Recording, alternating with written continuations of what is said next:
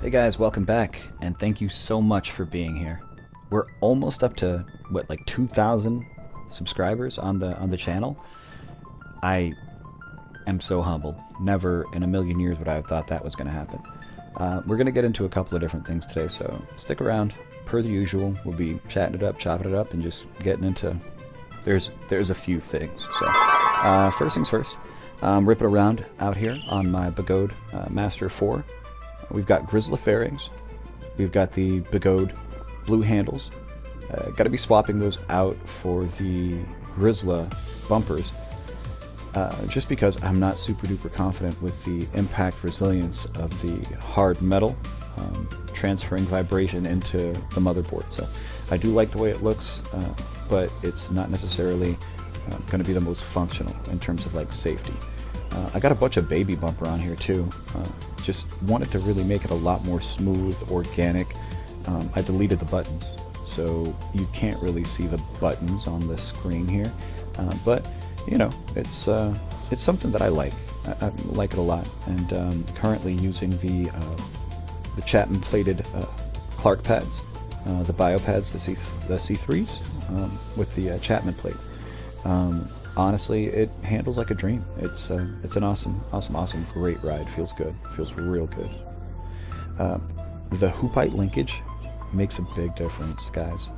In terms of like the quality of the ride, the ride feel.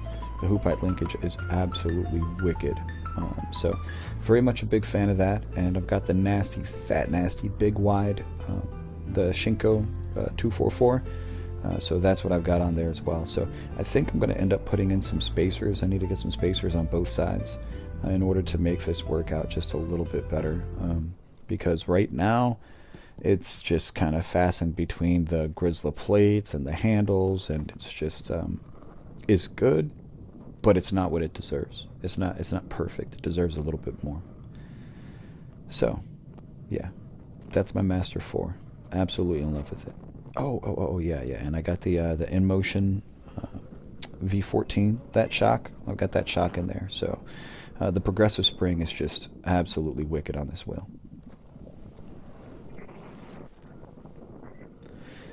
The place that I'm at right now, I love riding. The golf course, where do you guys like to ride?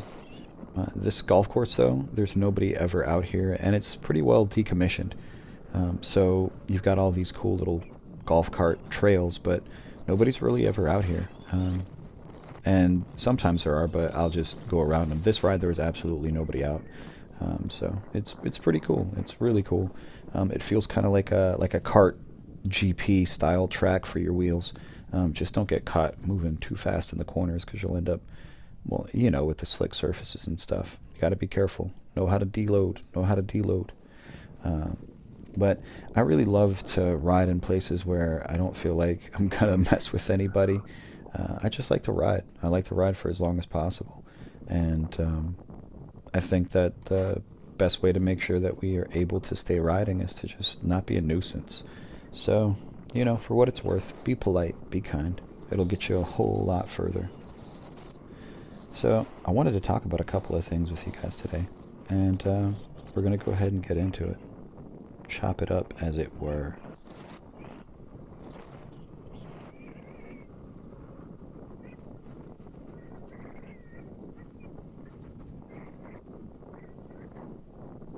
Just wanted to give a big, shout out to Roger Hajali for looking out for his bestie, Dawn, and the community for rallying around her. It's been heartwarming to see what everybody's done for her. Clarkpads threw in a bunch of products to auction, to sell, to put towards her medical bills, and so did Begode. And I think that it's really important to celebrate these sorts of gestures, these sorts of warm kindnesses inside of our community, so that way we can, see this sort of compassion moving forward. And God forbid something like this happen again. But it's been really, really heartwarming to see what Clark and the rest of the community has done. And of course, Roger's looking like the best friend ever. So, for what it's worth, big shout out to those guys. So, there's a couple of really key points about addressing an intersection. The main thing is knowing that you're not the biggest fish in the pond. You're going to lose a fight to any of these vehicles. You will absolutely lose that fight.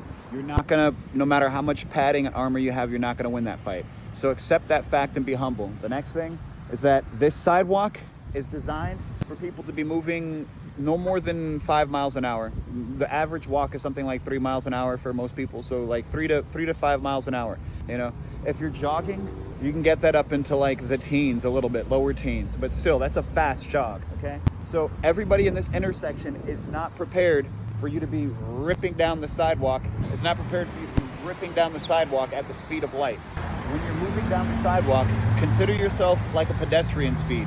Move at 3 to 5 miles an hour, no more than 7. In the bike lane, they're expecting you to go no more than 20, 25 miles an hour tops at the absolute highest speed. That's what they're training their eyes for. That's what they're looking for. That's what they're trying to check out. They're used to seeing slow-moving pedestrians on a sidewalk, so they turn their head like this so they can see what's down the road. They check for things that are moving slow on a sidewalk, for things that are moving somewhat faster in a bike lane. And then in the street, we're typically expecting something like 35 plus miles an hour. So your eyes are kind of looking for that in the periphery. That's just how we've been trained our whole lives. So when you're coming through an intersection, remember, sidewalk pedestrian speed. Bike lane, try to make sure you're using a bike speed. What's up, brother? And if you're in the car lane, then don't be in anybody's way and always be humble. Make sure that you stay visible. You're not the biggest fish in the pond. Be safe. InMotion has this new wheel. I don't know if you guys have heard, but E9 or the V9. It was going to be the E25, but it is now called the E9. And dude, this wheel is really important.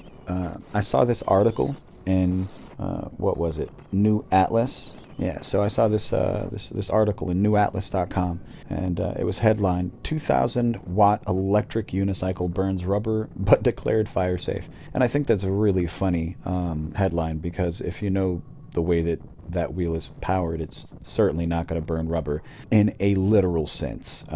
But it'll scoot. I'm sure it'll scoot around pretty quick. You know, with that top speed of what, almost 22, 25 miles an hour or something like that. But that's not really what the InMotion V9 is about, and that's not why I'm so excited. I'm so excited because the InMotion V9 has hunkered down on the real practical things that are necessary to make a legislatable wheel. So we have a lot of features that not only make the consumers happy, but also make you know, governing bodies happy. So that way these wheels are able to be declared safe for homes. They're able to be declared safe for sidewalks. You know, ultimately, in order for these things to move forward, in order for them to be able to have this mass adoption, we really have to have wheels that are legislatable. And it's I think that their last few wheels, and this wheel in particular, really just nails it.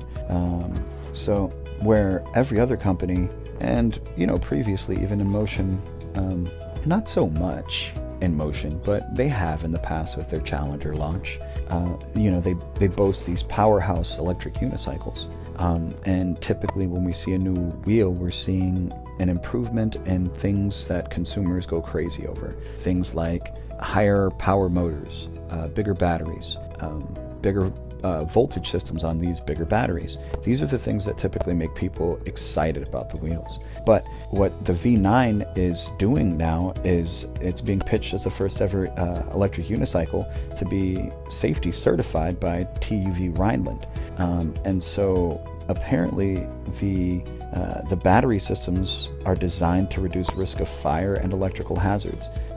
It comes with Ride Connect feature for 4G remote locking and around-the-clock monitoring. So you have really, for the first time, these features that I would dare say should be baseline features for such expensive pieces of equipment.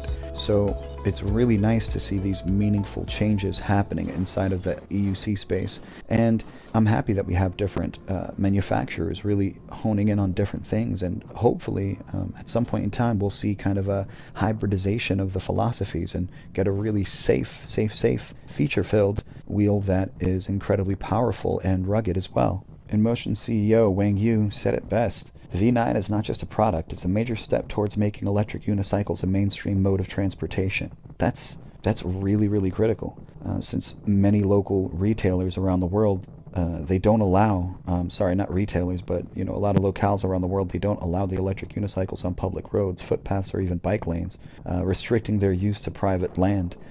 Fortunately, in the United States, we don't have to deal with that sort of stuff, but fact remains, it is still it's a big deal, and it's a step in the right direction with this wheel. So, this is a wheel that the people who were banned from having their electric vehicles in New York, this is a vehicle that they can come to legislators with and say, hey, I know everybody else is worried about all of these things from all of these other products, but hear me out. This wheel has been certified. This wheel is safe. So, to me, that means a lot. That's pretty cool. You've got to be aware of hard stops. Things that take you from 25, 35 miles an hour down to 0. This right here is an example of a hard stop. If you slip and you hit this, you're not going to bend it. It's going to bend you. You're going to get hurt. There's multiple hard stops here. So this is what I would consider like a red flag zone. You've got a hard stop in the form of the gate that's down here. You've got a hard stop in the form of a concrete pylon here. You've got a hard stop in the form of a tree. So any deviation here, if you slip, there's so many opportunities for a hard stop. You don't have a good time when your body goes from 35 miles an hour to 0. Let's keep on going and seeing how many other hard stops we can find. Oh man, so the bus stops are actually the most scary hard stops to me because of the hard edges right here. Like these hard edges, it's just like, even if you're wearing a helmet, this right here, you will not walk away from an impact with your head and any of this. So these scare the heck out of me. I'm really mindful and incredibly humble when dealing with these sort of things in my environment. So I try to be mindful. I try to go slow and safe, 20 miles an hour tops, and not doing anything crazy. These hard stops in terms of the trees are a little bit off the beaten, so it's not really that big of a deal. But something like this, if you look left or you look right, you could end up swerving into something like this. You could end up swerving into something like this or clipping a pedal. These are dangerous things, guys, so be mindful. I don't want to get too much into the racing thing, but I really did like this comment from Killpocalypse. Calling themselves a race team just feels like this is a high school, like this is high school, it's a club, with the express motto that anyone who's not in their club is a new rider or doesn't race, so their opinions or experience don't matter as much. The heck do I care about the opinion of an EUC racer when I'm the solo rider for my city? As much as these guys make me look like a novice, I think my experience and opinions is infinitely more useful to someone genuinely asking me about getting into a hobby than the ET Max is too tall for racing, etc. I used to look at these people the same way people look at me in the streets. Mention that you're riding anything not made by Leaperkin, be prepared for 100 comments under yours about how wrong you are for not buying a Lynx, because the Lynx is the race master racing wheel for racers. I think about this a lot while I ride my non-racing wheel on my non-racing to my non-racing job on our public non-racing streets. So big shout out Killpocalypse for that one. That was pretty well said, bro. Oh man, Brad Moles had a really great comment as well. So okay, last one, I promise. Some great points I have thought about for the last 2 years about the fact that national or even global off-road races are not near as organized and promoted to local spectators as my local dirt bike racing association, putting on professionally organized and promoted races for weekend warriors. Again, about the dirt bikes comparison, the best riders in the world don't have a day job, don't buy their bikes, don't buy their gear. They're not sent a Red Bull KTM to review and race on. They are sent a huge check to race on a Red Bull KTM. So thank you for that, Brad. What do you guys think? I absolutely agree with Brad, to be honest. But you already knew that if you watched the video. You just knew that that's where my position was lying. So back to the Master, man. There's some settings that you can mess with in there. Tons and tons of settings inside of the firmware, but the one that I have recently decided to stop playing with was race mode and the field weakening. When I first got a hold of the Master 4, that was the thing. I just wanted to go faster. And up until recently, that seemed to be like the one-shot solution for the way that I like to ride. But now seeing just for me, it's becoming more about the quality of the ride feel and not necessarily about going as fast. It's about how does it feel starting and stopping. And for that, I've decided that I really prefer riding in off-road mode. So I do off-road mode and I ride in soft mode, and that makes it just a lot easier to get what it is that I want from the wheel. Everybody's going to be a little bit different with the way that they like to ride and the way that they like to approach it, but with the off-road, it just gives me a much more gratifying stopping experience, and I don't know why that is so important to me, but I absolutely am in love with the stopping feel of the wheel when there's no field weakening and you've got it in off-road mode. Additionally, the off-road mode affords the opportunity to have a little bit more, anecdotally, in my use case, I get a lot more range when I'm riding in off-road mode. So that's something worth thinking about as well if you're a person who's looking for a little bit more range, and you have a Master 4, then you may be able to get a little bit more range if you bring down the field weakening and turn it to off-road mode instead of racing mode. Additionally, calibrating these wheels as far as horizontal has been kind of a nightmare traditionally, because everything in the suspension realm was modified with a horizontal adjustment that would not stay after you cycled the power on and off. So if I calibrated my Master to have a 2-degree dip forward, it wouldn't stay that way when I turned it back on. And so the end solution was that we had to go and make we had to take the calibration of the wheel and just calibrate the wheel forward as such. So it's like whatever bias that you want. If you want it a little bit forward or backwards, that's where you calibrate the wheel. But the problem with doing that is it changes the turning characteristics of the wheel significantly. So if you have a slight forward lean, it changes the way that it turns. If you have a slight backwards lean, it changes the way that it turns and levels itself. As opposed to if you have it balanced and calibrated to a dead zero, and then you forward lean it. It's something in its computer and its brain just feels a lot better about that mode as opposed to the calibration for the angle adjustment. So for me, the angle adjustment, keeping it flat with a 2-degree forward tilt, and then the soft mode just really crushes it on this wheel. It really makes it feel much more like the dirt bike supercross sort of wheel that it is, and absolutely astonishing. Feels like a brand new wheel. So if you've got a Master 4 and you've been in race mode, then switch to off-road mode. See what you think. Tell me what you think. I'd be interested in knowing what you think. Does anybody else wax their nose? Oops. And ears. You want to feel bad for people. You want to try to be compassionate for people, but when you see stuff like this, it's really, really hard. So this dude, Kevin Finnegan, was losing his mind on the on the Facebook group for InMotion, and he was talking about how faulty his wheel was, his HT, and all of this. And then because I'm the devil's advocate, I just went through his socials and was just scrolling, and I found this, and I found out that the man has literally gone 40 miles an hour on a V12 high torque. It should have cut out there. I have no idea what he was thinking. These wheels are rated for 37 miles an hour from the manufacturer, 37 and a half or something like that. So if you're popping 40 miles an hour on your V12 high torque, you're asking for the thing to cut out and get hurt. We can't feel bad about that, man. I'm sorry. Begode has really been all over it with the customer service lately. So people will rant and cry and complain, and whatever it is that they got going on, Begode has been right on top of it. Here's an example right away. So they are getting upgraded parts for their X-Way, I guess is what's happening.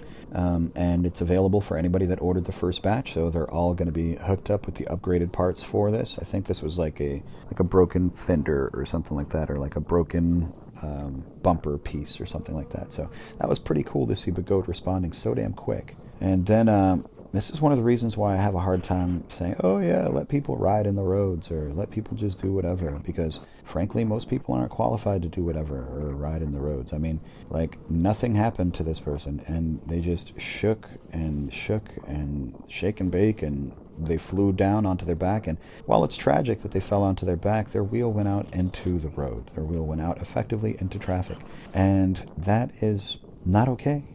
That's dangerous. That can cause an accident. But whatever. What do you guys think? Am I being dramatic, or is this crazy? Is this ludicrous? I think it's. I mean, you know what I think. So crazy and ludicrous. And man, like I was mentioning, with Begode, they have just been all over answering the riders and making sure that they have laser fast response time. So, it's, 2025, they've certainly turned a corner and have dialed up the amount of absolute support that I'm seeing them give 100%. It's just awesome, awesome, awesome. So, cheers, Gotway. Begode, you guys are just crushing it, man. And no, it's easy to think that I hate Begode or that I'm anti-Begode or something. I'm just pragmatic, guys. I don't know how to be biased towards this or that. I just do what I do. You think I could pull it off, guys? The pink tights? You think I got it in me? I don't know if I got it in me. I want to got it in me, but I just don't know if I got it in me. Well, guys, we're getting close to the end of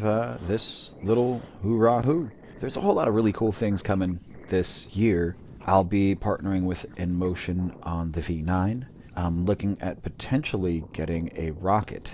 Let me know what you guys think about that. And partnering with some other fun projects that I can't really speak on right now. So just stick around. You're going to enjoy it. I promise you.